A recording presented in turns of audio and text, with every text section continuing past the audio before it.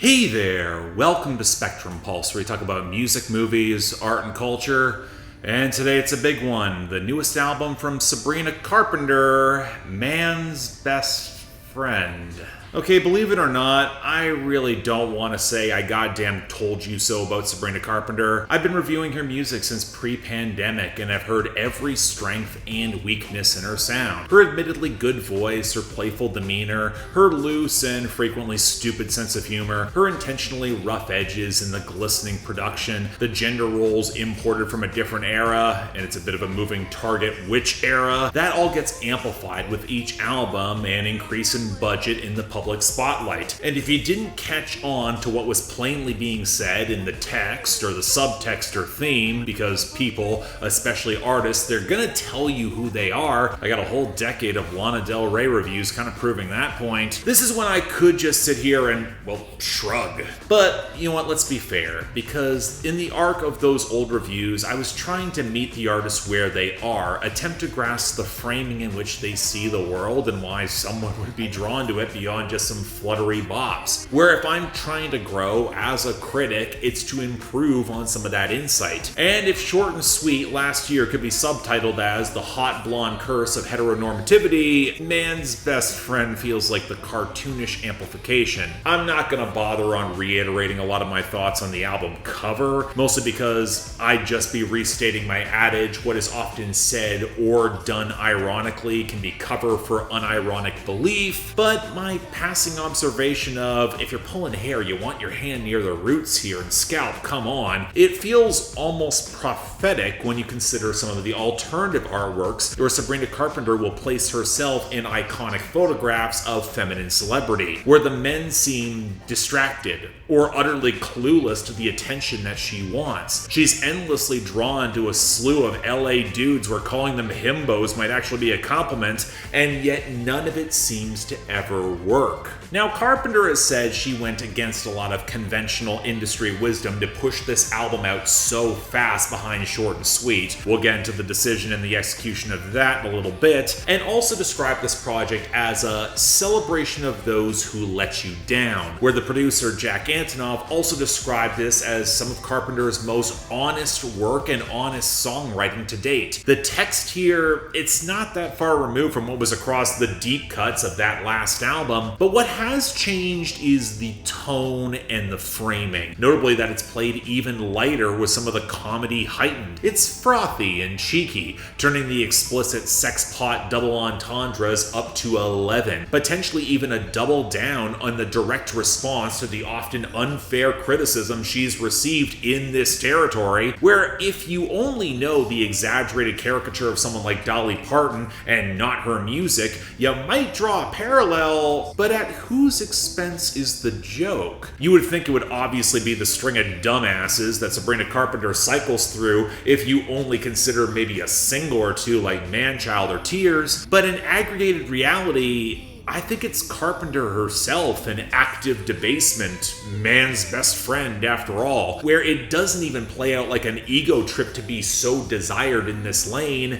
And I think she knows that, especially when many of these guys leave immediately upon getting an inkling of self-awareness and realizing they don't want to deal with how badly Sabrina Carpenter treats them or talks about them on cuts like My Man on Willpower, or especially Nobody's Son, the worst song on the album. Isn't that just ironic and wacky that she's doing all this and losing them anyway because she's so hot? But in comparing to the last album, attempting to add more serious pathos to a lot of this through line, any passing moments of introspection have been kind of downplayed in favor of broader, goofier remarks, obvious winking callbacks to the past where you're not supposed to obviously take any of this seriously. It's not like the album is framed to have much in the way of stakes, and yet it's kind of revealing how often she's the one who winds up degraded or neglected, and it's implied she's got agency of all of it in this performance, playing a slew of put-upon feminine archetypes, from the hectoring, exasperated partner who has to mother or just abuse her boy toy on Manchild, Tears, Sugar Talking,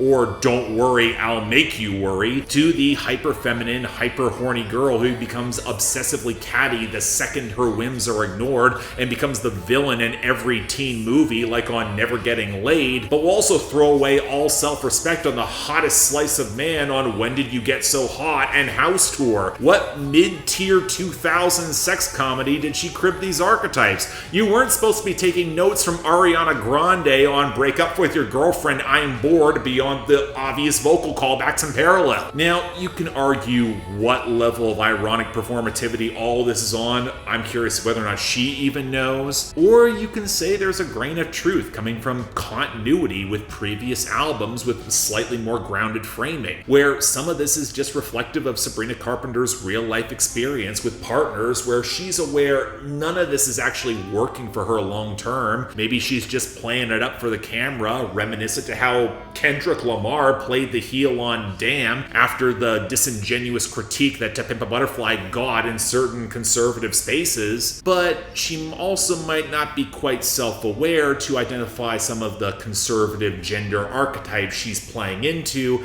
and that seems to exacerbate some of the problem, or at least attract the sort of man who will act according to what they think is their own predisposed archetype, often for the worse, where at the moment you're hot, you're famous. The only thing that seems to be at risk are your affections and your feelings, but where exactly is that going to lead in the longer term? Do you even care? Again, ask Lana Del Rey. And I do think the exaggeration was intentional. Lighten the stakes, make it all a big cartoon joke. Be the cool girl who can roll with the punches, pile on the foundation to mask any tears that wouldn't be taken that seriously anyway, especially online because she's hot and blonde and famous. And it wasn't like anyone learned their lesson with Britney Spears' cries for help in the 2000s before it was too late. Insert punch-ins to Lucky in every time here. But even taking it out of the ugly cultural context around gender roles now in 2025, the Flanderization feels like a miscalculation, because across an entire album, it reveals how flimsy this formula can be. I'm not scandalized by any of the sex jokes or the album cover or the implications of the title Man's Best Friend, but there is this increasing desperation to try to up the ante, and it starts losing impact compared to how flagrant Juno was on the last album, surrounded by a bunch of softer moments. The contrast, that's what matters, and the lack of said moments in favor of playing more for jokes starts making you all feel punishingly miserable and lacking joy, especially with the cyclical implication of we almost broke up again last night, and goodbye being, well, of course you're going to be back, and thus the whole tortured cycle starts anew. Now, this is where the sound of the album really matters in setting that framing. A blur of early 80s country music and turn of the millennium pop that probably would not have had the budget for Max Martin, touches of rollicking disco kitsch with some brittle acoustics, the occasional theatrical flourish where couldn't make it any harder, calling back to Grease now feels prophetic, but also leaves a cut like My Man on Willpower. Gotta be honest, kind of sounds like a bad Disney leftover. And also some of the weediest synths and guitar licks that Jack Antonoff has ever produced, going back to since maybe Solar Power, on cuts like Manchild, Nobody's Son, and the painfully canned-sounding House Tour. Doubling down on many of the tones from Please Please Please, which did go to #1, instead of the jaunty Fleetwood Mac-esque soft rock of a Juno, feels like an obvious and baffling mistake, but done at the expense of so many grooves, diminishes any thicker foundation or punch for a lot of these stories, makes them feel all the more brittle, disposable, especially when compared to when John Ryan will take the lead on production for more of the slick disco of Tears or the twinkling rollick of Never Getting Laid. It had me thinking that a way this probably could have worked much better would be just pushing the theatrical melodrama up to 11. Really play into camp and make the production just so overdone and lush and gloriously ridiculous that the comedy at least would have some style reinforcing it. Think That Feels Good from Jessie Ware coming after What's Your Pleasure back in 2023. also one of the best albums of that year. But Jack Antonoff was brought in because he works fast and a tight turnaround time to capitalize on Sabrina Carpenter's studio momentum. She wanted to push this quickly when the production gets out of the way of the performer in order to center her rather than carry her. And guess what? You're either going to sink or you're going to swim. That's high risk, high reward. And I guess credit to her, Sabrina Carpenter is an expressive enough personality to make that work. She is a credible pop star and can command the mix. But then you have to pay more attention to everything she says and does by design. And what were subtextual questions on previous projects is now just text. And even then, I think the obvious burbling throwback, "When Did You Get So Hot?" to the pop R&B the late 90s, or that playful fiddle-accented pop country on Go-Go Juice, where she gets loaded and tries to recover post-breakup, they land her humor a little bit better. They're good enough for what they are trying to do. And the closer, Goodbye, it at least desperately tries to recapture some sunny ABBA-esque rollick with a nice hook, where the production can redeem the toxicity dripping from every stylized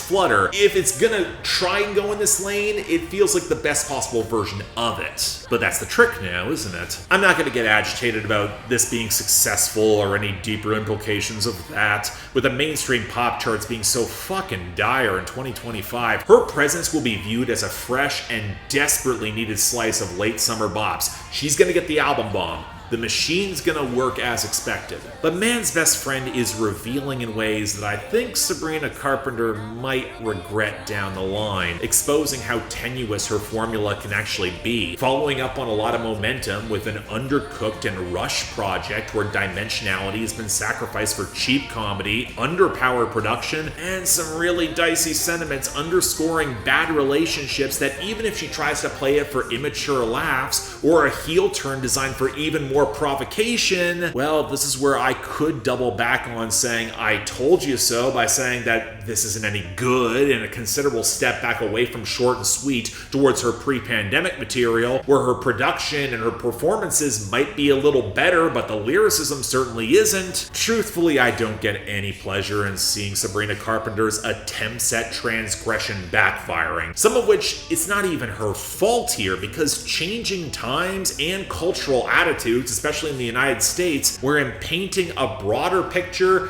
even nuances I don't like, they might wind up getting unfairly flattened and criticized. Fellow YouTuber Blake Jennings once described Sabrina Carpenter as the pop star for hot girls who date down for sport, and that seems to be the flighty and disposable attitude in which this is supposed to be taken on some level, on the surface. Maybe. And to her credit, Sabrina Carpenter seems considerably more self-possessed and in control of her career than many of the pop stars of old who tried playing a very similar faux ironic game. But I mean, the world keeps spinning and she keeps on winning. But tell me, what happens when it stops? So yeah, thanks a lot for watching. If you want to see more, please be sure to like, share, drop comments, subscribe. I'll admit, this one was more complicated than I really wanted to dig into. There's more layers to Sabrina Carpenter than I may have given her credit, and it's tough to assess, especially when you feel that the effort doesn't really work and some of the lyricism really gets on my nerves.